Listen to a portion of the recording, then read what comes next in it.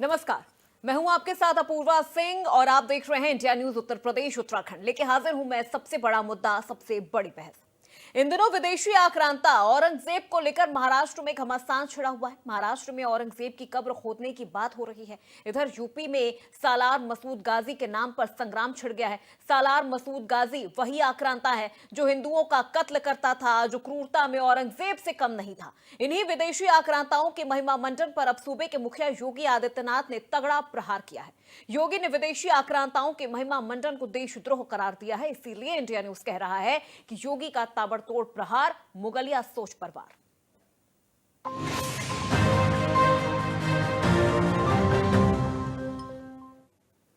विदेशी आक्रांताओं के महिमा मंडन के बीच सीएम योगी आदित्यनाथ ने बहराइच में तगड़ा प्रहार किया है। विदेशी आक्रांताओं का महिमा मंडन करने वालों को योगी ने देशद्रोही करार दिया है। सीएम योगी ने कहा कि आज पूरी दुनिया भारत की सनातन संस्कृति और परंपरा का गुणगान कर रही है, तब भारत के महापुरुषों के प्रति श्रद्धा और सम्मान का भाव हर नागरिक का दायित्व होना चाहिए। इन स्थितियों में किसी भी आक्रांता का महिमा मंडन नहीं करना चाहिए।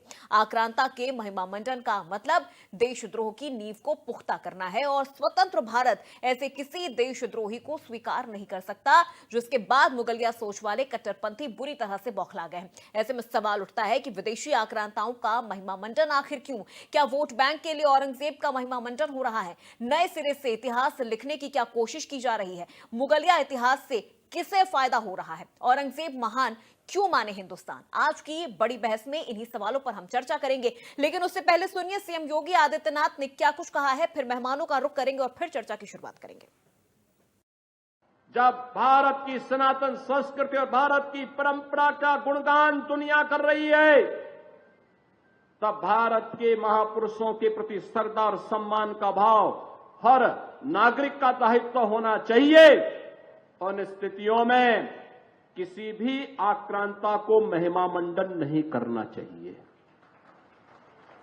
आक्रांता का महिमा मंडन का मतलब देशद्रोह की नींव को पुख्ता करना और स्वतंत्र भारत ऐसे किसी देशद्रोही को स्वीकार नहीं कर सकता है जो भारत के महापुरुषों को अपमानित करता हो, उन आक्रांताओं का महिमा मंडन करता हो जिन आक्रांताओं ने भारत की सनातन संस्कृति को रौंदने का कार्य किया था, बहन बेटियों की इज्जत पर हाथ डालने का काम किया था, हमारी आस्था पर प्रहार किया था, उसे आज का ये नया भारत स्वीकार करने को कतई तैयार नहीं है।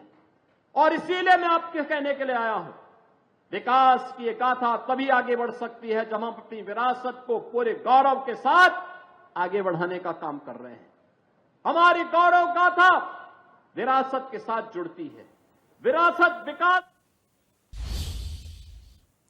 सीएम योगी के बयान पर मुस्लिम पर्सनल लॉ बोर्ड के प्रदेश अध्यक्ष मौलाना नूर अहमद अजहरी ने पलटवार किया है और आक्रांताओं के महिमा मंडन को एक बीजेपी की सियासत बताया है। अभी तक ये लोग बाबर को पीटते रहे, बाबर बाबर बाबर बाबर बाबर। अब ये लोग जब बाबर से थक गए, जब इन्हें कुछ हासिल वसूल हुआ नहीं, इन्हें लगा अब तो बाबरी मस्जिद चली गई, बाबरी मस्जिद का मुद्दा खत्म हुआ, अब नए मुद्दे कैसे लाए जाएं। पहले इनका तरीका ये था, पहले ये बाबरी मस्जिद को तोड़ने के लिए, बाबरी मस्जिद की जगह मंदिर बनवाने के लिए ये लोग राजनीति करते थे। अब ये लोग भारत की सभी मस्जिदों को, पहले सत्ता में आने के लिए बेचैन थे, बाबरी करते थे, अब सत्ता में बने रहने के लिए भारत की सभी मस्जिदों को बाबरी मस्जिद की तर्ज पर लाने की कोशिश कर रहे थे। बहुत सारी मस्जिदों को खुदवाने का प्लान था, बहुत सारे मदरसे इनके निशाने पर थे, सत्ता और पावर का दुरुपयोग कर रहे थे। अब ये लोग कब्रों से लड़ने लगे। पहले तो बाबर से लड़ते रहे, अब फिर औरंगजेब से लड़ रहे हैं, औरंगजेब की कब्र से लड़ रहे हैं। औरंगजेब से भी इनका बहुत भला नहीं हुआ, तब इन्होंने अपने लोग लगा करके ये जो बहराइच शरीफ की एक दरगाह है, बहुत मशहूर दरगाह है, पूरे भारत में बहराइच को बहराइच शरीफ इसीलिए कहते हैं कि वहां सैयद सालार मसूद गाजी की। तो चलिए चर्चा की शुरुआत करते हैं, एक एक करके मेहमानों का परिचय करवा देते हैं। हमारे चैनल हेड अजीत प्रताप सिंह जी हमारे साथ जुड़ गए हैं। अजीत जी बहुत स्वागत है आपका। आज सवालों की शुरुआत में सबसे पहले आपसे करना चाहूंगी, उसके बाद फिर मेहमानों का रुख करेंगे। आखिर विपक्ष इतनी महिमा मंडन क्यों कर रहा है आक्रांताओं की? कभी अखिलेश यादव को सुनने को मिल रहा है कि वो नेजा मेले की जो तुलना है वो महाकुंभ से कर दे रहे हैं। ये चीजें करना क्या चाह रहा है विपक्ष, और ऐसे में क्या विपक्ष तथ्यों को झुठला रहा है? जो इतिहास में लिखा गया है, नया इतिहास लिखना चाह रहा है क्या विपक्ष? देखिए, बिल्कुल अपूर्व, आपने सही सवाल किया कि अखिलेश यादव ने नेजा को लेकर सवाल किया, नेजा को लेकर महाकुंभ से तुलना कर दी। कहाँ जो है 67 से 70 करोड़ लोग और कहाँ नेजा का मेला। ये सब कुछ वोट बैंक की राजनीति को लेकर है। जो बात 80-20 की महाराष्ट्र में भी उठकर खड़ी हो गई, वो इसी बात का है कि भाई जो 20% है, यानी जो मुस्लिम वोट बैंक है, उस वोट बैंक की तुष्टीकरण करने के लिए ये चाहे ओवैसी हो या आम आदमी पार्टी हो या फिर उत्तर प्रदेश में समाजवादी पार्टी के सुप्रीमो अखिलेश यादव हो, उनको लगता है कम से कम ये 20% वोट हमारे पास रहेगा तो बाकी वोट बैंक को मिलाकर हम भारतीय जनता पार्टी को जवाब दे देंगे। लेकिन जो आपने बात कही, क्या नया इतिहास लिखना चाहता है विपक्ष, क्या जो है, इसी बात का जवाब उत्तर प्रदेश के मुख्यमंत्री योगी आदित्यनाथ ने आज बहराइच के अंदर दी। उन्होंने गाजी सालार मसूद को लेकर बहुत बड़े सवाल दागे, बहुत बड़े तरीके से हमला किया और उन्होंने कहा कि ये देश आक्रांताओं का नहीं है और जो लोग आक्रांताओं का समर्थन करते हैं वो देशद्रोह की श्रेणी में आते हैं और ये नया भारत है, ये नया भारत बिल्कुल स्वीकार नहीं करेगा। तो निश्चित तौर पर योगी आदित्यनाथ ने, इसके पहले भी आपने सुना होगा कि उन्होंने कहा था कि ये देश बाबर और औरंगजेब के आदर्शों से नहीं चलेगा। कुछ दिन पहले मुख्यमंत्री ने इस बात को कहा था कि अकबर को हम नायक नहीं मान सकते, अकबर नायक नहीं हो सकता, अगर कोई नायक है तो छत्रपति शिवाजी महाराज हैं। तो महाराष्ट्र में भी आप देखिए इसको लेकर एक नई सियासत शुरू हो गई है। आज बहराइच के दौरे के दौरान मुख्यमंत्री ने जबरदस्त तरीके से हमला किया और कहा कि देखिए भाई, जिस तरह से महाराजा सुहेल देव का पराक्रम था और शौर्य था, 150 साल तक कोई विदेशी आक्रांता हिंदुस्तान के ऊपर हमला करने की हैसियत नहीं कर पाया और नजर उठाकर नहीं देख पाया, क्योंकि उनकी वीरता और पराक्रम था और जो गाजी थे, गाजी की सेना को उन्होंने जवाब दिया था। तो एक बात कहकर उन्होंने, या एक तरीके से सियासी बयान, अगर जो विपक्ष इसको मान रहा है, जिस तरह से मौलाना साहब कह रहे थे कि नहीं पहले बाबर बाबर कर रहे थे, फिर औरंगजेब औरंगजेब कर रहे थे, तो अब बहराइच में आ गए हैं गाजी सालार मसूद को लेकर। लेकिन बीजेपी की और उत्तर प्रदेश के मुख्यमंत्री योगी आदित्यनाथ की लाइन बिल्कुल कम से कम क्लियर है। योगी आदित्यनाथ हमेशा ऑफेंसिव मोड में रहते हैं, यानी अटैकिंग मोड में रहते हैं, कभी वो डिफेंस नहीं करते। उनका सीधे तौर पर कहना है अगर चाहे सियासत करना हो या सियासत ना करना हो, दोनों तरीके से वो हमेशा अग्रेसिव और ऑफेंसिव मोड में रहते हैं। और हम लगातार, आप उनकी रैलियों को देख लीजिए, उनके संबोधन को देख लीजिए, पिछले 1 साल से तो लगातार वो अग्रेसिव है। हमेशा वो इस बात को लेकर अडिग रहते हैं कि जो बात होगी वो हिंदुत्व की होगी, जो बात होगी वो सनातन को लेकर होगी। इसी बात को उन्होंने कहा कि पूरी दुनिया सनातन की बात कर रही है, महाकुंभ में सनातन को लेकर पूरे वैश्विक मंच पर हिंदुस्तान की एक पहचान बनी है और विपक्ष सिर्फ आक्रांताओं की बात कर रहा है और जो इस देश में आक्रांताओं की बात करेगा वो देशद्रोही कहलाएगा, वो देशद्रोह की बात करता है। ये बात उन्होंने स्पष्ट कर दी और बिल्कुल क्लियर कर दी। इसको लेकर समाजवादी पार्टी हाय तौबा कर रही है, अखिलेश यादव ने भी इसको लेकर पलटवार करने, समाजवादी पलटवार कर रहे हैं। इसके साथ ही मौलाना जो है, कई सारी जो पार्टियां, जो मौलाना हैं, वो भी इसको लेकर विरोध कर रहे हैं। लेकिन इससे कोई फर्क नहीं पड़ता। मुझे लगता है कि योगी आदित्यनाथ पे कम से कम कोई फर्क नहीं पड़ता, क्योंकि उनकी जो लाइन है, जैसे कहते हैं ना क्रिकेट में बॉलर की जो स्पीड वाले बॉलर होते हैं उनकी लाइन लेंथ बिल्कुल क्लियर होती है कि उन्हें मिड ऑफ पे देना है, मिड ऑन पे देना है या पूरी मिडिल स्टंप को उखाड़ना है। उसी तरह योगी आदित्यनाथ की बिल्कुल जो लाइन है, लाइन लेंथ तो बिल्कुल क्लियर है और वो ये है कि ये नया भारत है। इस देश में आक्रांताओं की जो बात करेगा वो देशद्रोही कहलाएगा और उसे कम से कम योगी सरकार, मोदी सरकार छोड़ने वाली नहीं है। पूर्वा, ठीक है, बिल्कुल अजीत जी, मैं लौटूंगी आपके पास। एक एक करके मेहमानों का भी परिचय करवा देते हैं, उनसे भी जवाब ले लेते हैं। अपर्णा दीक्षित, प्रवक्ता बीजेपी, हमारे साथ जुड़ चुकी हैं। अपर्णा जी बहुत स्वागत है आपका। जितेंद्र वर्मा, प्रवक्ता सपा, हमारे साथ जुड़ चुके हैं। जितेंद्र जी बहुत स्वागत है आपका। रवि भट्ट, इतिहासकार, हमारे साथ जुड़ गए हैं। रवि भट्ट जी बहुत स्वागत है। चक्रपाणी महाराज हैं अध्यक्ष हिंदू महासभा के, चक्रपाणी जी बहुत स्वागत है आपका। और वकार अहमद, मुस्लिम स्कॉलर, हमारे साथ जुड़ गए हैं। वकार जी बहुत स्वागत है आपका।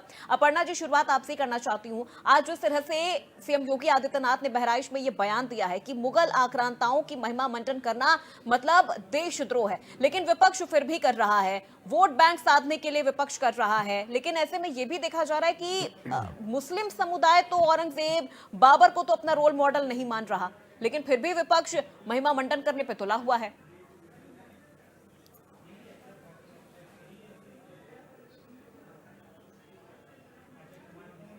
अपर्णा जी, आपकी आवाज मुझ तक पहुंच नहीं पा रही, आप अपना माइक अनम्यूट करें।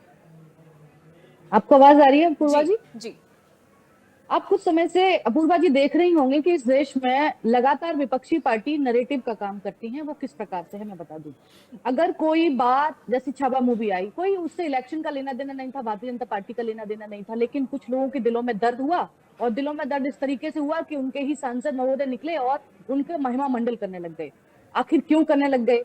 आप संभल में कोई हिंसा पत्थरबाजी हो जाती है तो आप आकर उनका बचाव आखिर क्यों करने लग गए? आप विपक्ष क्या कर रही है? जैसे आज जो IBN 53 करके एक धारा थी, वो फहीम खान पर लगाई गई थी। उसमें यूटीबी के एक सांसद महोदय हैं, उन्होंने नेता हैं, उन्होंने किशोर जी, उन्होंने ये कह दिया कि बच्चे हैं, बच्चों से गलतियां हो जाती है। आखिर क्यों? तो ये जो लगातार बचाव की राजनीति है, खास तौर से जो देशद्रोही विचारधारा रखते हैं, जिनका नेटवर्क लगातार अफगानिस्तान से निकला, अगर हम क्रिकेट जीत जाते हैं, क्रिकेट की महिमा, क्रिकेट पर अगर कोई हम उत्सव मनाते हैं कि हमारी इंडिया जीत गई है विश्व कप, तो हम लाओ उत्सव मनाते हैं, तो आपकी तरफ से पत्थरबाजी क्यों हो जाती है? और अचानक से फिर उसको बचाव के रूप में विपक्ष उतर जाता है और फिर ये कहने लग गए कि पहले हिंदू समुदाय की तरफ से हुआ था। तो ये जो बचाव की राजनीति देश में बहुत तेजी से उभर कर आ रही है, तो निश्चित रूप से ये मुस्लिम तुष्टीकरण तो हो ही रहा है, लेकिन कहीं ना कहीं हमारे देश पर ये बहुत बड़ा आघात और पहुंचा रहे हैं कि हमारा देश आखिर किस तरफ ले जाने की कोशिश लगातार हो रही है, खास तौर से विपक्षी पार्टियों द्वारा, वो भी सिर्फ एक वोट बैंक और पॉलिटिक्स के चक्कर में।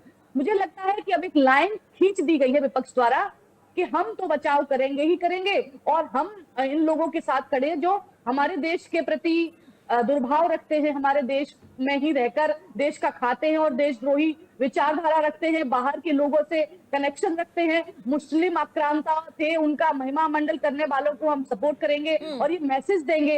तो ये नहीं सहेगा। देश की जनता को ये बहुत अच्छे से मालूम है कि हमें अब क्या निर्णय लेना है।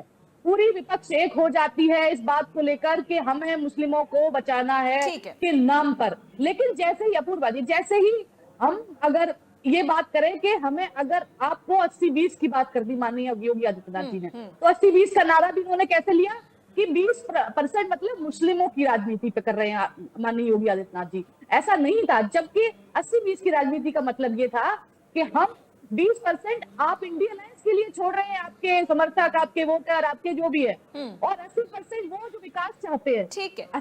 20% वो जो देश के प्रति लगातार दुर्व्यवहार, लगातार देश को क्षति पहुंचाना, लगातार देश पर कुठाराघात करना, हम उन 20% की बात करते हैं। लेकिन उन्होंने इस नारे को भी बदलने की कोशिश की। तो आप देख सकती हैं इनकी मंशा क्या है। आने वाले समय में इतना विरोध पाल लेंगे ये जनता का कि ये कहीं जमीन ही तलाशते रह जाएंगे। उत्तर प्रदेश में तो छोड़िए, पूरे देश में ये मैसेज दे रहे हैं कि ये लगातार मुस्लिमों का बचाव कर रहे हैं और ऐसे मुस्लिमों का बचाव किया जा रहा है। मुस्लिम वोट बैंक की तुष्टीकरण यहाँ पर साफ तौर पर देखा जा रहा है। जितेंद्र वर्मा जी, आपसे सवाल है मेरा।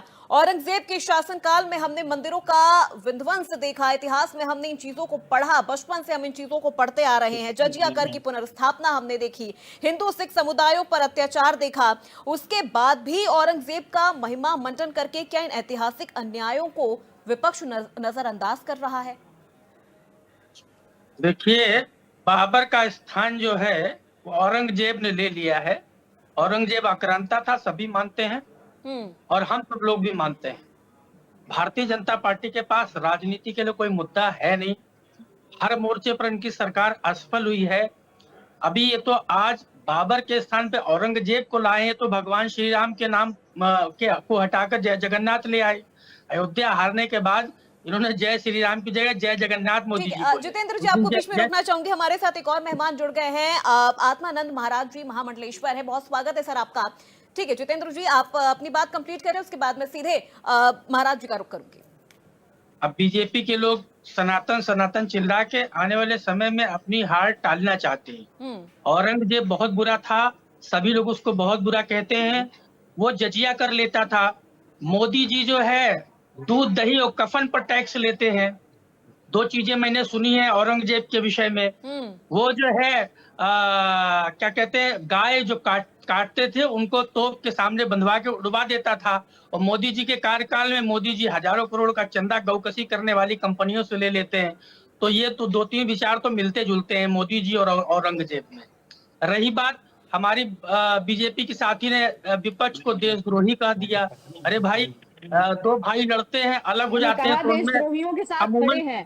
सुन लो, अब सुन लो, हमारी बात भी सुन लो। आपका भी नंबर आएगा अभी, आपका भी नंबर। अभी देखिए, इन्होंने कहा विपक्ष देशद्रोहियों के साथ खड़ा है। भाई, जब दो भाइयों में झगड़ा हो जाता है अमूमन लोग लगभग अलग हो जाते हैं, जैसे भारत पाकिस्तान हो गया। अडवाणी जी गए, ये लोग जिन्ना को किसी आतंकवादी से कम नहीं मानते हैं।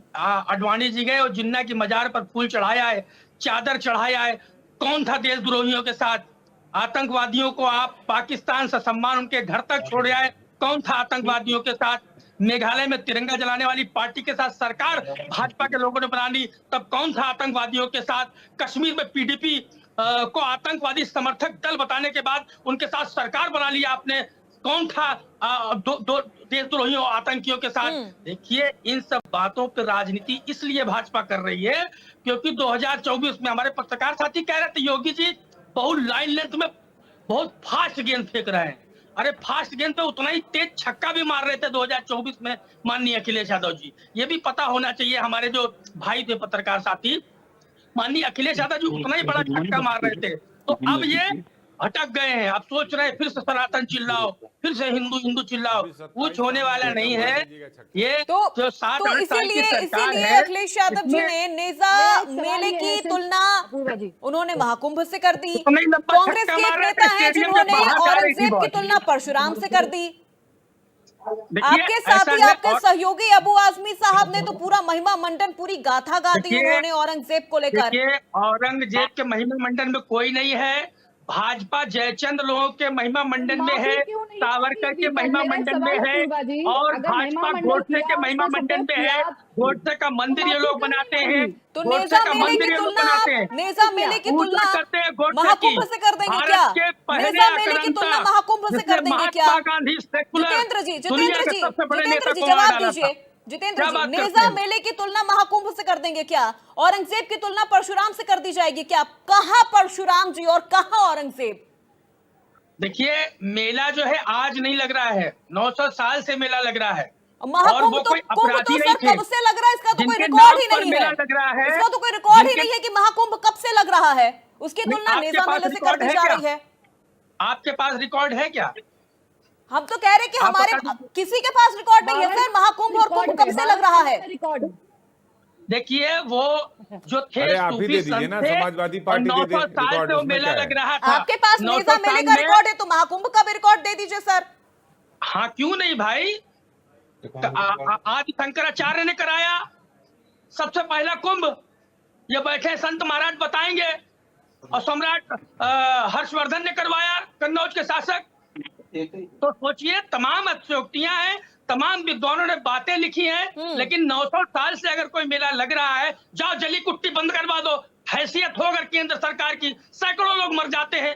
जाओ वहां दुर्गा मंदिर में जब पंडा काटे जाते हैं, भैंस के बच्चे काटे जाते हैं, राव रोक लगवा दो।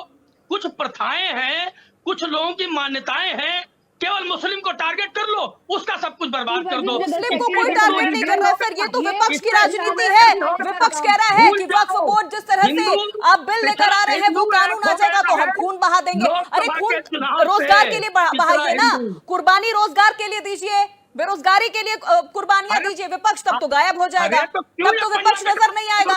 लेकिन अभी हाँ, यहाँ पर तुष्टीकरण की राजनीति करनी होगी तो विपक्ष कुर्बानी भी देने आ जाएगा, विपक्ष खून बहाने भी आ जाएगा।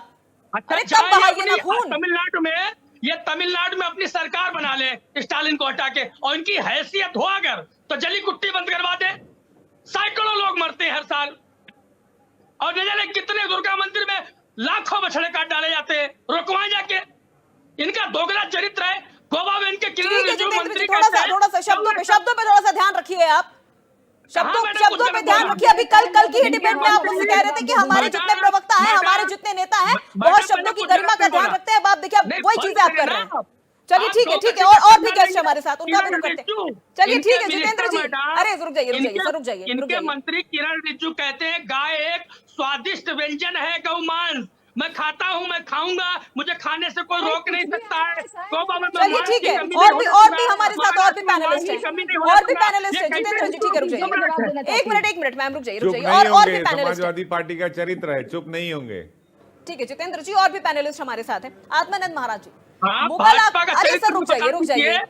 जितेंद्र जी रुक और जाइए, ज्ञान सर, बांट रहे हैं बैठ के। जितेंद्र जी एक मिनट सर, थोड़ा अरे संयम के हमारा साथ काम रखिए, है, थोड़ा आप धैर्य जो रखिए। ज्ञान बांट रहे हैं उसी का जवाब दे रहे आपका हैं। काम है बीजेपी सैलरी लेना और बस उनकी नौकरी करना। बाणी का संयम रखिए, सब जितेंद्र भाषा जी, भाषा थोड़ा का सा भाषा का शब्दों की भाषा की गरिमा का मर्यादा ध्यान रखिए, रखिए भाषा आप। की मर्यादा रखिए अरे जितेंद्र जी। मर्यादा है महाराज, मैं कुछ गलत नहीं कहा हूँ। सपा की भी सरकार थी सर, उस समय भी मीडिया चलती थी, ये मत भूलिए। सपा की भी सरकार थी, उस वक्त भी मीडिया चलती थी, उस वक्त भी आपसे सवाल पूछे जाते थे। हमें अच्छा आप आगे बढ़िए, नहीं फिर आप हम ही बोलते हैं। मुझे मत बताइए जितेंद्र जी, मुझे आगे बढ़ना है कि मुझे किससे सवाल पूछना है। तो आप फिर थोड़ा हम सा ही से अपने कुछ शब्दों पे पूछते ध्यान रहिए, आप रखिए, बोलते और रहेंगे। ठीक है अब थोड़ा सा धैर्य के साथ बैठ जाइए, सुन लीजिए। आप हम ही से कुछ पूछ लीजिए फिर आप जब हमसे बात करती हैं तो। ठीक है आत्मानंद जी, मुगल आक्रांताओं को लेकर जो राजनीति चल रही है, आप देख भी रहे हैं, सुन भी रहे हैं इन चीजों को लेकर, लेकिन विपक्ष मानने को तैयार नहीं है। विपक्ष महिमा मंडन पे किए ही जा रहा है, मुस्लिम वोट बैंक को साधने की कोशिश की जा रही है, लेकिन उसके साथ साथ वो कहीं ना कहीं बीजेपी की बुराई करते करते, बीजेपी का विरोध करते करते विपक्ष अब सनातन का भी विरोध करने लग गया है, और ये चीजें जनता भी समझ रही है। सनातन के विरोध करने की इनकी मानसिकता है दूषित। सबसे पहला प्रश्न यह है कि औरंगजेब जैसे आतताइयों को, अधर्मियों को, विधर्मियों को हमारे देश में मजार के रूप में, मस्जिद के रूप में, उनके स्थान के रूप में कोई जगह नहीं है। अगर इनको दिक्कत हो रही है तो ये अपने अपने घरों में औरंगजेब के मस्जिद बनवा लें, उनकी मजारें बनवा लें। इन लोगों की मानसिकता घृणित है। ये सनातनियों का देश है, यहाँ राम और कृष्ण की ये भूमि है, ये वैदिक सनातन आर्यों का देश है। इसलिए औरंगजेब जैसे, बाबर जैसे आतताइयों का देश में कहीं कोई स्थान नहीं है। मैं रोज सुन रहा हूं मुस्लिम नेता, समाजवादी नेता बार बार कह रहे हैं कि औरंगजेब की मजार उखाड़ने किसी की हिम्मत नहीं है। अरे हिम्मत तो हम सनातनियों में इतनी है कि हम लोगों ने बाबर को नस्त नाबूद कर दिया। औरंगजेब क्या लग रहा है, एक झटके में न औरंगजेब का वो मजार बचेगी, न उनकी वो स्तूप नहीं, हमने बचेंगे। कब कहा? हमने कब कहा? हमने तो नहीं कहा, आप ही कह रहे हो ये बात। आपकी पार्टी के महाराष्ट्र के विधायक ने कहा कि किसी ने टी नहीं कहा। राजा आकर के अपने बेटे को, उसके साथ मजार को छेड़छाड़ करें। अरे ये भारत देश सनातनियों का देश है। आर्यावर्ते जम्मू द्वीपे भात पश्चिम भतखंडे, ये किसी के बाप की बपौती नहीं है, आर्य संस्कृति का देश है। यहाँ आतताइयों की पूजा नहीं हो सकती है, विधर्मियों की पूजा नहीं हो सकती है, आक्रांताओं की पूजा नहीं हो सकती है। यहाँ महापुरुषों की पूजा होती है। भगवान राम की पूजा होगी, भगवान कृष्ण की पूजा होगी। और विचार कर लीजिए, ये वैदिक सनातन धर्मावलंबियों देखो भगवान भी जानता है गुरु जी झूठ बोल रहे हैं, इसलिए आवाज बंद हो गई इनकी। चलिए ठीक है, सीधे रवि भट्ट जी का रुख करते हूं, इतिहासकार हमारे साथ हैं। रवि भट्ट जी, कहा जा रहा था, अबू आजमी साहब ने बयान दिया था कि सोने की चिड़िया है, उस वक्त सोने की चिड़िया था जब औरंगजेब का शासन भारत में था। यानी अब ये एक तरह से देखा जाए तो छत्रपति शिवाजी महाराज, संभाजी महाराज जैसे नायकों का अपमान है जिन्होंने औरंगजेब के खिलाफ संघर्ष किया। सवाल उठता है कि विपक्ष देश के नायकों का सम्मान क्यों नहीं कर रहा है। ये सनातन धर्म का ध्वज यूं सदा उड़ता रहा, उड़ता रहेगा। कौरवा इन हिंदुओं का यूं सदा बढ़ता रहा, बढ़ता रहेगा। देश सोने की चिड़िया तब था, देश सोने की चिड़िया आज है, और देश सोने की चिड़िया रहेगी। हमारी संस्कृति, सभ्यता और संस्कार, ये ध्यान रखना, संगम क्या है, हमारी संस्कृति, हमारी सभ्यता। ठीक है महाराज जी, मैं लौटूंगी आपके पास। ठीक है महाराज जी। रवि भट्ट जी से मेरा सवाल है। रवि भट्ट जी, आपने इतिहास को बहुत बारीकी से देखा है, समझा है। एक मैं यहाँ पर आपसे एक बात कहना चाहूंगा कि इतिहास जो है, इतिहास का एक होता है तथ्य, फैक्ट्स एंड फिगर्स होती है, और एक होता है उसका इंटरप्रिटेशन। और इंटरप्रिटेशन जो होता है बाई एंड लार्ज होता है, दिट्स वेरी अनफॉर्चुनेट कि लोग बहुत सेलेक्टिव ढंग से अपने फेवर में कर लेते हैं, जबकि सच कहीं दोनों के बीच में होता है। आप मोटे तौर पर आप यूँ समझिए कि अगर कभी भी किसी फैमिली के अंदर सास बहू में झगड़ा हो जाता है तो डेट टाइम हर चीज आदमी सेम बताता है, पर बहू की जितनी फ्रेंड्स है वो समझेंगे इसकी सास बहुत खराब है, और सास की जितनी फ्रेंड्स है उनको लगेगा कि इसकी बहू बहुत ज्यादा खराब है, और डेट दोनों एक बताएंगे, पर उसके इंटरप्रिटेशन दोनों ही लोग अपने अपने ढंग से देंगे। एग्जैक्टली यही बात हिस्ट्री के साथ होती है। हिस्ट्री के साथ क्या होता है कि हिंदुस्तान के अंदर ये बहुत ये अनफॉर्चुनेट बात है कि इंडिया के अंदर आपको इतिहास लेखन की परंपरा नहीं थी। इतिहास लेखन की परंपरा जो है वो विदेश से आई है, वेस्टर्न से आई है, और विशेष करके एथेंस से आई है। यहाँ पर तभी आप देखिए कि चाइनीज ट्रैवलर आता था, चाइनीज यात्री आता था, उसको हम इतिहासकार मान के उसकी बातों को कोट करते हैं, जब कुछ नहीं तो उसी के ऊपर डिपेंड हमें करना पड़ता है। तो इसलिए यहाँ का इतिहास जो भी लिखा गया है वो अधिकतर जो इतिहास लिखा गया है वेस्टर्न साइड से लिखा गया है, वेस्टर्न, और उसी को या फिर आपको ईरान के थे फरिश्ता वगैरह हिस्टोरियन उनसे लिखा गया है, और उन्हीं के बेस पे बाकी बाद में इंडियन हिस्टोरियंस ने लिखा है। तो उसका जो इंटरप्रिटेशन है वो बहुत सेलेक्टिव ढंग से लोग करते हैं। जैसे मैं आपको एग्जांपल दे दूं, जब अगर औरंगजेब की बात होती है, आपके प्रश्न का उत्तर है, एक इंडियन हिस्ट्री के अंदर गोल्डन पीरियड हमेशा कहा जाता है, गुप्ता पीरियड को कहा जाता है, जो 4th और 5th सेंचुरी का है। लेकिन ये भी सच बात है जिससे कोई इनकार नहीं कर सकता है कि औरंगजेब के टाइम पे दुनिया की जितनी जीडीपी थी, उस टोटल जीडीपी का 21% से लेकर 23% इंडिया का जीडीपी था। ये पूरा, ये भी सच है कि इंडिया के अंदर देखिए, अगर आपको जो लोग प्रूव करना चाहते हैं कि औरंगजेब बहुत अच्छा था, इंडिया की वो ये आर्गुमेंट देते हैं कि औरंगजेब के टाइम पे इंडिया की टेरिटरी सबसे बड़ी थी, या तो इंडिया की टेरिटरी दो लोगों के टाइम पे सबसे बड़ी थी, एक तो अशोका द ग्रेट के सामने थी और दूसरी औरंगजेब के टाइम पे थी। तीसरी बात है कि औरंगजेब के टाइम पे the maximum number of Hindus they were employed in the Mughal court के सबसे ज्यादा हिंदू जो उसकी तारीफें कसीदे पढ़ना चाहते हैं, जो उसकी बुराई करना चाहते हैं, वो फौरन बताना शुरू कर देते हैं कि 1669 के अंदर जो था औरंगजेब के आदेश पे आपको काशी विश्वनाथ टेम्पल तोड़ा गया था, उसके एक साल के बाद मथुरा का टेम्पल तोड़ा गया था, उसके एक साल के उसके करीब 9 साल के बाद में आपको यहाँ पर राजस्थान में मंदिर तोड़ा गया। तो ये डिफरेंट आपने, या फिर फौरन देते हैं 1625 के अंदर जो था 9th जो गुरु थे, सिख गुरु थे तेग बहादुर, उनको दिल्ली के अंदर कैसे कत्लेआम किया गया था, उनके साथियों को मारा गया था, और उसके 4 साल के बाद में जो था जजिया कर लगा दिया गया था। तो यहाँ मैं खाली ये कहना चाहता हूँ, चाहे वो बाबर हो, चाहे अकबर हो, चाहे औरंगजेब हो, या कोई भी शासक हो, उस शासक की कुछ अच्छाइयाँ होती हैं, कुछ बुराइयाँ होती हैं। दुर्भाग्य की बात यह है कि पूरी मिडिल एजेस में भी, पूरी दुनिया के अंदर मिडिल एजेस में, not only in India, Bhatt साहब एक चीज और, रिलीजन हैज बीन ऑलवेज, जैसे आर्थिक दावों को लेकर जो बातें कही जा रही हैं, लेकिन कहीं ना कहीं ये भी तो एक सच्चाई है कि जिस तरह से भारी कर लगाया गया था उससे भी अर्थव्यवस्था को नुकसान हुआ था जिस वक्त औरंगजेब का शासन था।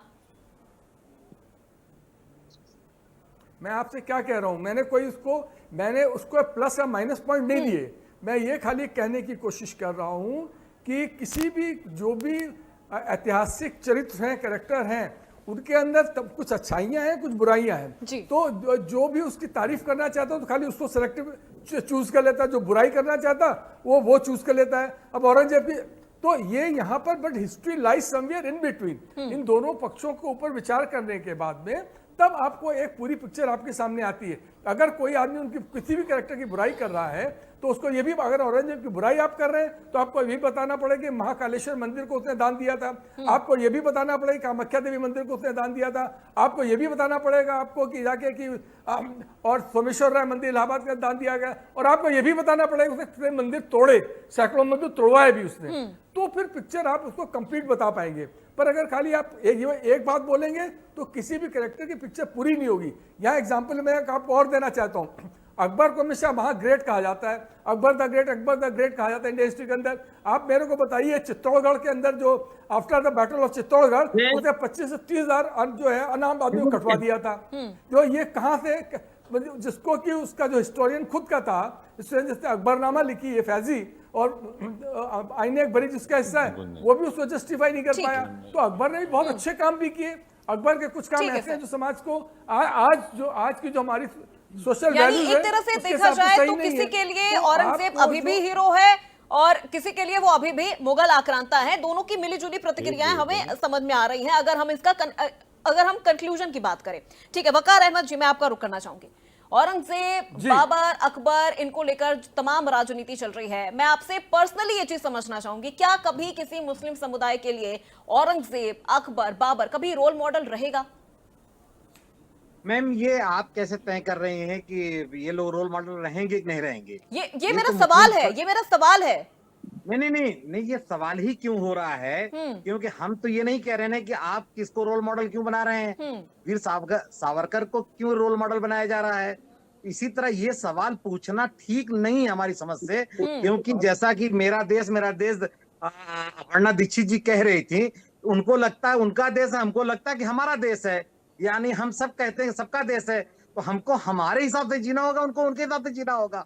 वो अगर राणा प्रताप जी को हीरो मानती हैं, शिवाजी को हीरो मानती हैं, तो मुसलमानों पे ये रोक क्यों लगाई जा रही है कि आप उनको, मुगलों को अपना हीरो ना मानो? क्योंकि जो, थोड़ा धैर्य से सुनिएगा, जो बाबर आया था वो राणा सांगा जी के बुलाने पर आया था, मुसलमान से लड़ने के लिए आया था। इब्राहिम लोदी से लड़ने आया था, किसी हिंदू से लड़ने नहीं आया था वो। और औरंगजेब बाहर से तो आया नहीं था, औरंगजेब तो राजपूतों का नवासा था, तो वो बाहर से तो आया नहीं था। 4-5 पीढ़ी रहने के बाद आप आक्रांता कैसे रह जाते हैं? हाँ, क्रूर शासक कह सकती हैं आप, आक्रांता उसको कैसे कह सकते हैं? वो तो इसी देश का रहने वाला था। 1526 में उसके पूर्वज आ गए थे, तो वो तो यही रह रहा था ना भाई। बाबर का हुमायूं, हुमायूं का अकबर का जहांगीर के बाद शाहजहां, ये शाहजहां का बेटा है, तो ये आक्रांता कैसे हुआ? तो मैं ये कहना चाहूंगा, समय बड़ा कम मिलता है हम जैसे लोगों को, हम लोग मदरसा छाप लोग हैं, ये इस तरह से जैसे सर, कहना ठीक नहीं है। ऐसी कोई बात नहीं है, ऐसी कोई बात नहीं, सबको इक्वली समय मिल रहा है। बहुत कम मिलता है। जैसे ये बाहर के आक्रांता, ये शब्द क्यों यूज किया जा रहा है? एक चीज, दूसरे बात, वो पूरे देश का राजा था, और उस जमाने में शिवाजी और राणा प्रताप जी आज के हमारे जैसे अवैसी जी हैं, मुसलमानों के हीरो बने पड़े घूम रहे हैं, सेम उसी तरह के छोटे छोटे देश के वो राजा थे। और औरंगजेब पूरे देश का राजा था, जैसे आज मोदी जी पूरे देश के हमारे प्रधानमंत्री हैं। तो क्या जब देश बदल जाएगा, शासन व्यवस्था बदल जाएगी, तो क्या उनको, जबकि हम लोग मुगलों के सबसे पहले विरोधी हैं, क्योंकि मुगलों ने हमारे साथ गलत किया था। हम ओबीसी हैं, पसमानदा लोग हैं, हमारे साथ गलत किया था। ब्राह्मणों के साथ और क्षत्रियों के साथ बड़ा अच्छा व्यवहार था उनका। उन्होंने जजिया कर जो है ब्राह्मणों और क्षत्रियों से नहीं लिया था, उन्होंने बनियों से लिया था, यादवों से लिया था, वर्मा जी हैं उनसे लिया था। वर्मा जी अगर गाली दें तो मैं उनके साथ खड़ा हूं औरंगजेब को गाली देने के लिए, लेकिन दीक्षित जी, आप और महाराज महामंडलेश्वर जी अगर गाली देंगे तो मैं कतई सुनने को तैयार नहीं हूं, क्योंकि अत्याचार हमारे ऊपर हुआ, पूरा आप कैसे कह सकते हैं उसको? जी ठीक है, अजीत मुझे जी जवाब देना है। ठीक है अपर्णा जी, मैं आऊंगी आपके पास। एक सवाल अजीत जी से। अजीत जी, पहले तो विपक्ष इस तरह के बयान दे देता है, फिर उसके बाद अपनी जिम्मेदारी से पल्ला झाड़ लेता है, फिर उसके बाद तरह तरह की चीजें, तरह तरह की जो बयानबाजी है वो फिर शुरू हो जाती है, और फिर पूरी तरह से अपनी जिम्मेदारी से भाग जाता है। देखिए, बिल्कुल हिंदुस्तान के अंदर और विशेष तौर से उत्तर प्रदेश के अंदर इस समय इस बात को लेकर लगातार बहस हो रही है। बाबर और औरंगजेब, ये लगातार पिछले 6 महीने से इस तरह से कहा जाए कि 2000 जो इलेक्शन था 2024 का, उससे पहले से ही चल रहा है। उत्तर प्रदेश के मुख्यमंत्री योगी आदित्यनाथ लगातार जब भी कहीं भाषण देते हैं तो वो कभी औरंगजेब का जिक्र करते हैं, कभी बाबर का जिक्र करते हैं, कभी अकबर का जिक्र करते हैं कि अकबर नायक नहीं हो सकता, छत्रपति शिवाजी हो सकते हैं। आज उन्होंने बहराइच के अंदर उन्होंने आज जो है महाराजा सुहेलदेव की बात कर दी। उन्होंने कहा कि भाई 150 साल तक कोई भी विदेशी आक्रांता ने हिंदुस्तान के ऊपर नजर उठाकर देखने की हिम्मत नहीं की। वो इतने पराक्रमी और उनका शौर्य इतना था, उससे लोग दहशत में आते, तो हिंदुस्तान पर कोई उंगली नहीं उठा पाता था। तो जो देश के अंदर जो लोग आक्रांताओं की बात करेंगे, वो आज उन्होंने ना औरंगजेब की बात कही, ना उन्होंने बाबर की बात कही, ना उन्होंने औरंगजेब की बात कही। आज उन्होंने कहा कि जो लोग इस देश के अंदर आक्रांताओं की बात करेंगे वो देशद्रोह की श्रेणी में आते हैं, उन्हें हम देशद्रोही मानेंगे, और इस देश में आक्रांताओं की वकालत करने वाले लोगों को ये नया भारत स्वीकार नहीं करेगा।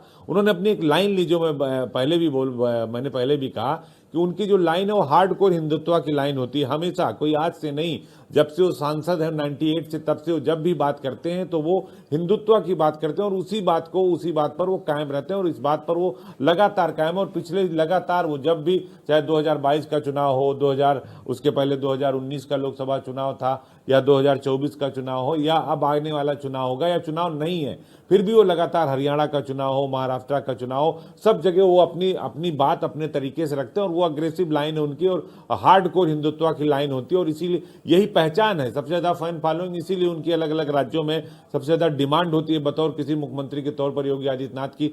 बिहार से लेकर हरियाणा से लेकर महाराष्ट्र से लेकर उड़ीसा तक, साउथ में भी उनकी उसी तरह से डिमांड होती है जैसे उत्तर प्रदेश मोदी। कश्मीर के चुनाव में उनकी सबसे ज्यादा डिमांड थी देश के प्रधानमंत्री के बाद। तो उन्होंने अपनी एक पूरी जो मैंने बात कही कि लाइन लेंथ ले ली और उनकी लाइन बिल्कुल क्लियर है। उनकी लाइन ये क्लियर है कि देश में जो व्यक्ति आक्रांताओं की बात करेगा उससे हम छोड़ेंगे नहीं, क्योंकि ये नया भारत है और इस देश में उसकी बात करने की कोई जगह नहीं है। इस बात को उन्होंने पहले भी कहा था कि ये बाबर और औरंगजेब के आदर्शों से ये देश नहीं चलेगा, ये देश एक संविधान से चलेगा। इस देश में राम कृष्ण और शिव थे, उनके आदर्शों पर चलेगा। लेकिन अपनी अजीत लाइन है, जी वो उस तरह से अपनी बात रखते हैं और उन्होंने आज भी उसी तरह से अपनी बात रखी। अजीत जी, लेकिन विपक्ष देखा जाए तो एक तर्क भी दे रहा है कि धार्मिक चश्मे से इन चीजों को नहीं देखना चाहिए। ऐतिहासिक तौर पर आप देख सकते हैं औरंगजेब और बाबर का आप जिक्र कर सकते हैं, लेकिन धार्मिक चश्मे से नहीं देखना चाहिए।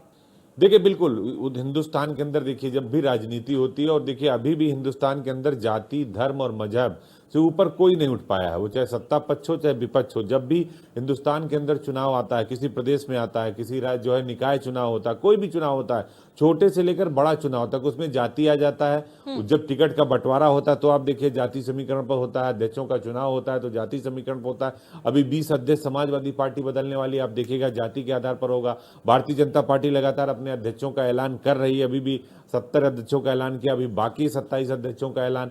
तो अभी उत्तर प्रदेश के अंदर विशेष तौर से हिंदुस्तान में अभी जाति से ऊपर आदमी नहीं उठ पाया। अभी जाति होती है, फिर उसके आगे धर्म होता है। तो निश्चित तौर पर आप देखिए जब भी यहाँ, इसीलिए देखिए 80-20 की क्यों अखिलेश यादव नेजा की वकालत कर रहे हैं, क्योंकि उनको लगता है कि अभी भी उनको जो अपना वोट बैंक है उसको संभाल कर रखना है। तो दूसरी तरफ योगी आदित्यनाथ भी अपने वोट बैंक को संभाल कर रख रहे हैं, उनकी अपनी अलग लाइन, अखिलेश यादव की अपनी अलग लाइन है। इसीलिए 80-20 की बात हो रही है, क्योंकि देखिए लगातार उत्तर प्रदेश के अंदर जब भी चाहे विधानसभा का जब सत्र चल रहा था तब आप देखिए योगी आदित्यनाथ के संबोधन को, तब भी वो लगातार प्रहार करते आए विपक्ष के ऊपर।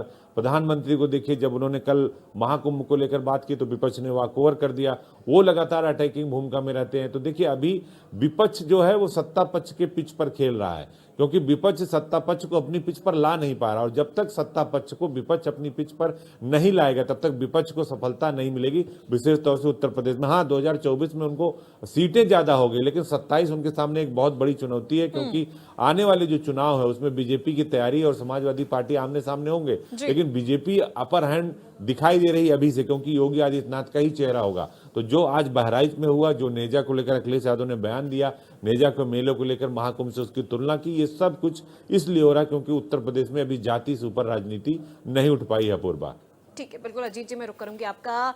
अपर्णा दीक्षित जी कुछ कहना चाह रही थी, आप जवाब देना चाह रही थी। बिल्कुल, इस देश में कुछ लोगों को इतनी पीड़ा हो रही है पूर्वा जी कि कई सारी चीजें गिना दी गई, भारतीय जनता पार्टी ये क्यों नहीं करती, वो क्यों नहीं करती। मैं ये कहती हूँ आतंकवादियों के केस वापस क्यों लिए गए थे। ठीक, इस देश में ये बता दिया गया कि औरंगजेब ने हमें दान दिया था, हमारा लूट कर हमें ही दान दे दिया गया। इस पर कंक्लूजन पर बहुत सुंदर समझाने की कोशिश पहुंचाई जाएगी। हमें लूटा, हमारी महिलाओं को बेचा, हमारे बच्चों से गुलामी करवाई, हमारे युवाओं के गले काट दिए गए और हमसे लूट कर हमें ही दान कर दिया। ये बताते हैं इतिहासकार। हमें ऐसा इतिहास नहीं चाहिए। हमारे इतिहास को हमेशा से हमारे दिमाग में कचरा भर दिया गया है वामपंथियों द्वारा। उसे नहीं पढ़ना है इस देश को, अब उस सही इतिहास को पढ़ना है जो लिखा गया है सही इतिहासकारों द्वारा। ये नहीं होता है। दूसरा मुझे एक बात बताइए, बाबर, अकबर, हुमायूं, भले ही आपकी 1000 साल पुरानी या 10,000 साल पुरानी सभ्यता हो जाए, नहीं अपनाएंगे उस औरंगजेब को, अकबर को, हुमायूं को। बाहर का था, आक्रांता था और रहेगा हमेशा जीवन भर। यही 10 सेकंड दे दीजिएगा। ठीक है सर। और उसको यह महिमा मंडित करने की जरूरत नहीं है, ऐसे लोगों को टीवी डिबेट पर बुलाने की भी जरूरत नहीं है। मैं तो ये कहती हूँ अगर आपकी इस तरीके की सोच है जो आपने ठीक है अपर्णा जी, ठीक है, स्वीकारता नहीं मिलेगी। देखिए आपके सेंटिमेंट को भी मैं समझती हूँ, लेकिन मैम प्लीज पर्सनल मत हो जाइए। ठीक है, जितेंद्र जी जवाब दीजिए। मैं 10 सेकंड देना चाह रहा था जितेंद्र जी। ठीक है, 1 सेकंड जितेंद्र जी, वकार जी सिर्फ ठीक है सर, आप जवाब दीजिए, उसके बाद जितेंद्र जी। मैं चाह रहा था कि मैं वो दीक्षित जी कह रही थी कि हम ही से लूट के हमको दिया, तू तो सारी सरकारें इनकम टैक्स जनता से लेकर के जीएसटी ज्यादा सा लेकर अरे, के मैं थोड़ा थोड़ा कुछ दे देती हैं, तो क्या माना जाए? स्वीकार कर रही है। बहनों को बेचा, उसको आप कह रहे हैं कि वो हमारे लिए पूजनीय है, हम उसको सुनते रहेंगे क्या? तब सुना होगा, आप नहीं सुनेंगे महोदय। ये डिबेट पर बैठ के तो बिल्कुल भी नहीं सुनेंगे। मैम ये इतना गुस्सा ना हो, हम तो उनके मुगलों के विरोधी हैं भाई। हम लोग तो पसमानदा लोग हैं। वो ब्राह्मणों का जजिया माफ किया तो हम लोग का नुकसान पहुंचाया है। ठीक है वकार जी, जी ठीक है सर। ठीक है। जितेंद्र जी, देखिए, भारत देश जो है सेकुलर देश है। यहाँ पर राम रहीम दोनों की पूजा होती है और तमाम संस्कृतियों, तमाम धर्मों के निवास करने वाला देश है, सबको स्वीकार करने वाला देश है। तो इसको केवल सनातनी कह के अपनी राजनीतिक रोटियां सेकना, ये भारतीय जनता पार्टी का अपना विषय हो सकता है। भारत देश सेकुलर था, है और रहेगा। जहां हम स्वामी विवेकानंद की पूजा करते हैं, उसी देश में हम एपीजे अब्दुल कलाम की भी पूजा करते हैं, जिन्होंने हमारे देश को मिसाइल मैन दिया। मिसाइल मैन हमारे देश को दिया, मिसाइल दी। तो सोचिए, हम बुरे इंसान की बुराई कर सकते हैं। औरंगजेब आक्रांता था, हम भी कहते हैं आक्रांता था। रावण था, भगवान श्री राम ने स्वयं कहा लक्ष्मण से कि तमाम बुराइयां थी रावण में, लेकिन फिर भी तुम उससे ज्ञान प्राप्त करो। लक्ष्मण को आदेश दिया, उन्होंने ज्ञान प्राप्त किया। भाई वो जजिया कर लेता था, बुरा करता था, सभी कहते हैं ये उसका निर्दयी फैसला था। अब हमारे बता रहे हैं क्या नाम खान साहब की, वो ब्राह्मणों से नहीं लेता था। तो ये उसकी अपनी नीति रही होगी कि ब्राह्मणों ने आखिर क्या सेटिंग कर ली थी औरंगजेब से, ब्राह्मण समाज के लोगों ने, कि उनसे वो नहीं ले रहा था। या उनका अपना भी हो सकता है, उनकी दोस्ती गाढ़ी हो सकती है। लेकिन भाजपा आक्रांता सावरकर को क्यों नहीं मानती है, जिसने गांधी की हत्या कर दी, गोडसे ने, उनको क्यों नहीं आक्रांता मानती है? जयचंद की लोग अभी भी इनकी पार्टी में बड़े बड़े पदों पर रह रहे हैं। तो सोचिए, ये विचार अपना बदल लेते हैं। हम थोड़ी कहे हैं, इनके ही तो मंत्री पारिकर मुख्यमंत्री रहे गोवा के, वो भी कहते थे हम गाय का मांस खाते हैं और गोवा में गाय का मांस की कमी नहीं होने देंगे। ये कौन सा हिंदुत्व है? ये तो हिंदुत्व का दोहरा चरित्र हो गया ना। गोवा में गाय मांस है, महाराष्ट्र में गाय मांस है, और उत्तर प्रदेश आके माँ हो जाती है, चारा लेकर, एक दिया लेके, एक रोटी लेके पूजा करना शुरू कर देते। तो ये तो ढोंग हो गया ना। हजारों करोड़ रुपया गाय के नाम पर चंदा भी ले लिया इन लोगों ने। ये तो मीडिया में खबरें आई, अखबारों में भी छपी, सोशल मीडिया पर चली। और भाजपा स्वीकार करे चाहे न करे, लेकिन सबूत तो है इसके कि बीजेपी ने गौ कसी कंपनी से चंदा लिया है, गाय काटने वाली कंपनी से। तो ये दोहरा विचार है। सबूत दिखाइए। अब वो सबूत मांग रही हैं, सबूत अरे दीजिए। लीजिए, आप सोशल मीडिया नहीं देखती, आप न्यूज चैनल नहीं देखती क्या? कुछ भी आवाज है बोलते हैं आप न्यूज चैनल नहीं देखती? आप न्यूज चैनल देखा कि आपको पता चल जाएगा। हाँ, न्यूज चैनलों पे भी चला था मैडम, बहन, न्यूज चैनलों पे भी चला था। ये तो पूरा देश उसको कहता है, स्वीकार करिए, थोड़ा सा, है ना। अच्छा, असल बात क्या है मैडम? ये कर रहे हैं, बेरोजगारी के मुद्दे पर न्यूज़ चर्चा चैनल न पे हो बैठ के। जाए, महंगाई के मुद्दे पर चर्चा न हो जाए। भारत जो है खुशहाल देशों की सूची में 109 से 118 पे पहुंच गया है। तो ये सब परिस्थितियां हैं, देश के सामने चुनौतियां हैं। हमारे पत्रकार साथी कह रहे थे कि भाजपा के सामने कोई चुनौती नहीं है। अरे भाजपा ही अब चुनौती नहीं बची है। आप देखना, जैसे 24 में स्टेडियम के बाहर वाला छक्का मार रहे थे अखिलेश जी, जितनी तेज गेंद फेंकेंगे योगी जी, उससे लंबा छक्का पड़ेगा। और 27 में सत्ता से बाहर है, क्योंकि दलित और पिछड़ा हिंदू जो है ना, 2027 में दलित और पिछड़ा जो हिंदू है, दलित और पिछड़ा जो हिंदू है, वो जाग गया है। अभी विपक्ष कह रहा है, जितेंद्र जी, ठीक है, दलित और पिछड़े की आप बहुत पैरवी कर रहे हैं, दलित और पिछड़ों की आप बहुत पैरवी कर रहे हैं। एक मिनट सर, एक मिनट। जितेंद्र जी, दलित और पिछड़ों की आप बहुत पैरवी कर रहे हैं। वही दलित और वही पिछड़ा वर्ग महाकुंभ में स्नान करके आया है, योगी और मोदी की जय जयकार करके वहां पर आया। अब आप बताइए, दलित और पिछड़ों की आप पैरवी कर रहे हैं। विपक्ष कह रहा है वक्फ बोर्ड का कानून लागू हो जाएगा तो हम कुर्बानी दे देंगे, लेकिन हम लागू नहीं होने देंगे। औरंगजेब की कब्र हट जाएगी तो क्या बेरोजगारी कम हो जाएगी, नौकरी मिल जाएगी? महाकुंभ लगा, करोड़ों लोगों को नौकरी मिली। अयोध्या मंदिर बना, करोड़ों लोगों को नौकरी मिली। आज भी रोजगार चल रहा है। लेकिन मैडम, आप क्यों बोल रही है? बीजेपी वाला बोलेगा, हम जवाब दे रहे हैं। बिल्कुल बोलूंगी, बिल्कुल बोलूंगी। मैं यहाँ बैठी इसीलिए हूँ, मैं यहाँ बैठी ही इसीलिए हूँ कि सर मैं बोलूंगी। हमारी बात सुन लो, हमारी बात सुन लो, प्रशंसा हो गई। 30 करोड़ किसको कमवाए मोदी जी ने? अपने करीबी माफिया को। और उसका महिमा मंडन भी उन्होंने सदन में किया, लगा दिया। आम जो नाविक था, वो सैकड़ों हजारों की संख्या में वो नाविक आए, उन्होंने बयान दिए कि सरकार ने हमारी नाव चलने पर प्रतिबंध लगा दिया। और वो 30 वो करोड़ दिन भी कमाने याद वाला, करिए जितेंद्र उसको जी, योगी जिस जी ने वक्त ठेका दे सपा की दिया है। सरकार थी और सोचिए, अधिकारियों के और हजारों अधिकारी हिंदू वहां मारे पर गए। बैठ के वो नेताओं हिंदू के तो जूते जाग साफ के किया ना, करते थे, वो दिन भी याद हिंदू कर जाग लीजिए। के तभी अधिकारी भाजपा हार बैठ गई के है इसमें। नेताओं के जूते साफ किया करते थे, पुलिसकर्मी पीछे पीछे जूते उठा के चला करते थे, वो दिन भी याद कर लीजिए जब अतीक और माफिया जैसे तमाम माफियाओं को बचाने का काम पुलिसकर्मी भी सपा करती इंडिया थी। न्यूज की पत्रकार को छेड़ भी अतीक रहे थे। अनुप्रिया पटेल की पार्टी में थे। पुलिस वाले जितेंद्र जी बता दीजिए। इंडिया न्यूज की पत्रकार को छेड़ भी रहे थे कुंभ में, ये भी बता दीजिए। तो हमने उसके जितेंद्र जी, खिलाफ भी अतीक खबर और चलाई, अनुप्रिया पटेल की हमने पार्टी उसके में खिलाफ थे। भी कार्रवाई कार्रवाई की, भी हुई थी, हमने आपने छोड़ा देखा नहीं। नहीं था, जबकि आपने आप खबर चुनाव चलाई कर रही थी। थी बहन।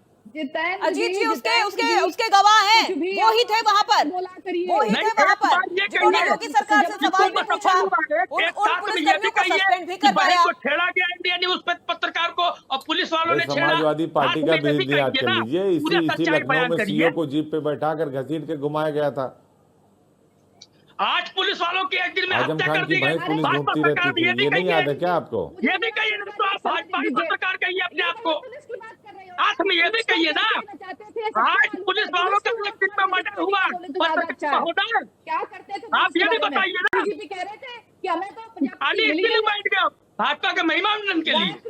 और आप औरंगजेब की महिमा मंडन करेंगे, आपके अबू आजमी साहब औरंगजेब की महिमा मंडन करेंगे। गायत्री प्रजापति को भूल गए हैं आप, आजम खान को भूल गए हैं, विजय मिश्रा को भूल गए हैं, अतीक और मुख्तार को भूल गए हैं। अरे चिल्लाने से कुछ नहीं होगा, आप जरा सुन लीजिए पुलिस का क्या वर्मा जी तो 4 करते एक थे हो आप। रहा है, मतलब उधर 4 है और इधर आप अकेले पढ़ रहे हैं।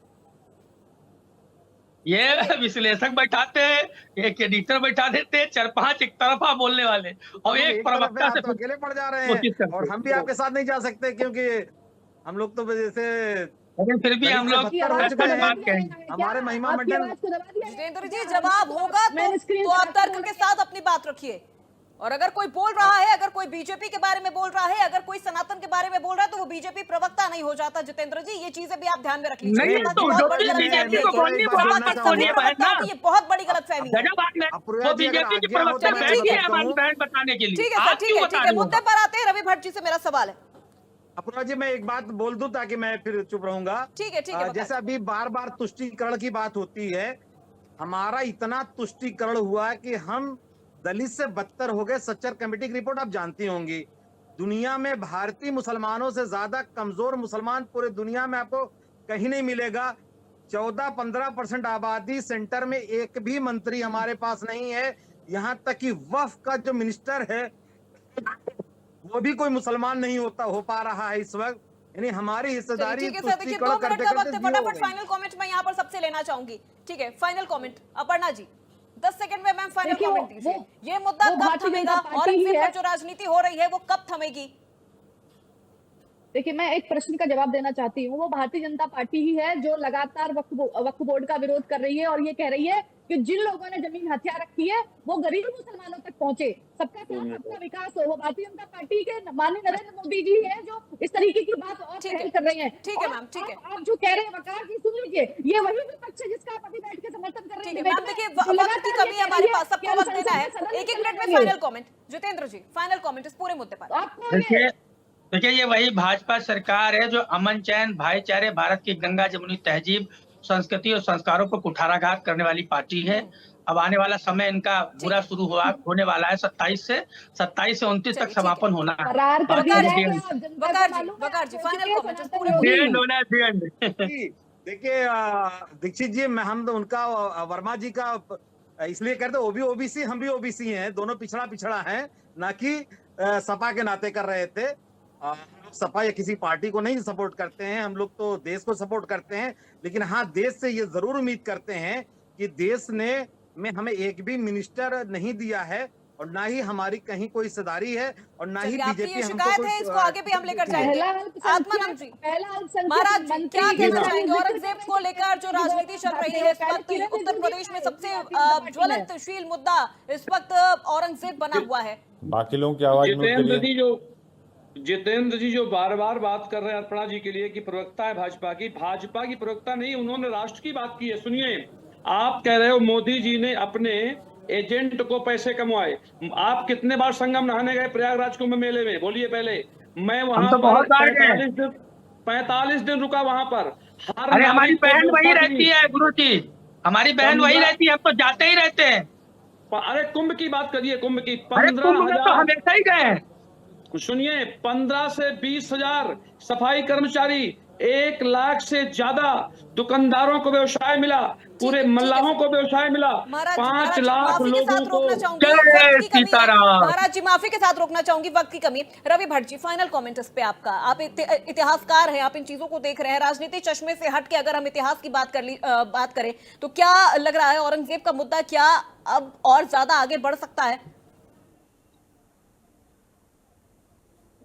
मैं केवल इतना कहना चाहूंगा कि इतिहास से हमें केवल समाज का तभी कल्याण हो सकता है जब इतिहास को एक निष्पक्ष इतिहास के तौर पे देखा जाए। अगर पक्षकार के तौर पे उसको पेश किया जाएगा तो उससे फायदा कम, नुकसान ज्यादा समाज को होगा। ठीक है अजीत जी, फाइनल कमेंट इस पे सर आपका। देखिए बिल्कुल अपूर्वा, जो हमारी बात थी, जो आज मुख्यमंत्री योगी आदित्यनाथ ने बहराइच में कहा, उसी मुद्दे पर हमारी डिबेट थी। जो हमारे जो मुस्लिम स्कॉलर थे, जो हमारे जितेंद्र जी थे, जो समाजवादी पार्टी के थे, वो जो बार बार इस बात को कह रहे थे कि इतिहास क्या कह रहा है, औरंगजेब कौन था। देखिए निश्चित तौर पर बाबर 1526 में आया था, लेकिन उसने वो आकर हिंदुस्तान में औराड़ा सांगा से भी युद्ध किया उन्होंने। ऐसा नहीं, हल्दी घाटी का युद्ध किया, घाघरा का युद्ध किया, खानवा का युद्ध किया और पानीपत का युद्ध सबसे पहले 1526 में किया। लेकिन ये भी सच है कि बाबर के ही समय में राम मंदिर तोड़ा गया, बाबर के ही समय में बड़ी बड़ी जो मंदिर थे उनको तोड़कर मस्जिद बनाया गया। तो हम ये कैसे मान लें कि वो हिंदुस्तान में आकर बस गए तो हिंदुस्तानी हो गया। और औरंगजेब के समय में सबसे ज्यादा धर्म परिवर्तन हुआ है औरंगजेब के समय में। जो बात वो कह रहे थे तो उस बात को मुख्यमंत्री दोहरा रहे थे कि भाई सालार मसूद गाजी और सुहेल देव की कोई तुलना नहीं है। अब महाराजा सुहेल देव के जो पराक्रम था उससे लोग कांपते थे। और ये बात सच है कि 80-20 अखिलेश यादव इसलिए कर रहे हैं, ओवैसी इसलिए कर रहे हैं, उनको अपने वोट बैंक से डर है, क्योंकि बीजेपी के सामने सत्ता की चुनौती वो नहीं दे पा रहे हैं। वो 17 में बाहर थे, वो 19 में बाहर थे, वो 24 में बाहर हैं, वो 27 की जो बात कर रहे हैं। आप देखिएगा 27 का चुनाव जब होगा उत्तर प्रदेश के अंदर तो दूध का दूध और पानी का। अखिलेश यादव राहुल गांधी के साथ अपना गठबंधन नहीं बचा पा रहे हैं, अभी से ही अलग हो गए हैं। अगर उत्तर प्रदेश में 24 में एक साथ नहीं होते तो सीटों का जो परिणाम है वो बिल्कुल अलग होता। तो अभी गलतफहमी मुंगेरी लाल के हसीन अपने सपने देखने में कोई दिक्कत नहीं है, लेकिन जब 2027 का चुनाव आएगा तो दूध का दूध और ठीक है सर, तो चर्चा को यहीं पर समाप्त करते हैं। हमारे सभी मेहमानों का बहुत शुक्रिया हमारे साथ जुड़ने के लिए। तो देखिए, बीजेपी एक तरफ लगातार कह रही है, सीएम योगी आदित्यनाथ ने भी आज बहराइच में कहा कि मुगल आक्रांताओं की महिमा मंडन करना यानी देशद्रोह होता है, लेकिन विपक्ष इसे मान नहीं रहा है। विपक्ष की तरफ से ऐसे बयान दिए जाते हैं और फिर जिम्मेदारी से भाग जाते हैं। तो आज बड़ी बहस में मेरे साथ बस इतना ही। प्रदेश की तमाम खबरों के लिए आप देखते रहिए इंडिया न्यूज उत्तर प्रदेश उत्तराखंड।